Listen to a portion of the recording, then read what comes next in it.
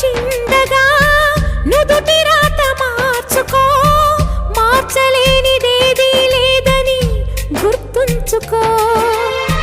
పిడికిలే బిగించగా చేతి గీత మార్చుకో, మారిపోని కథలే లేవని గమనించుకో.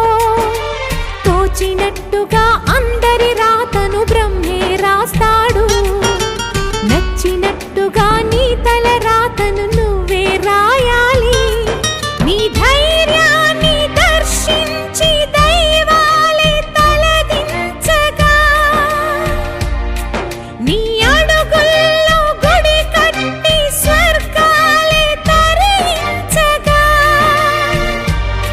నీ సంకల్పానికి ఆ విధి సైతం చేతులెత్తాలి. అంతులేని చరితలకి ఆది నువ్వు కావాలి. మౌన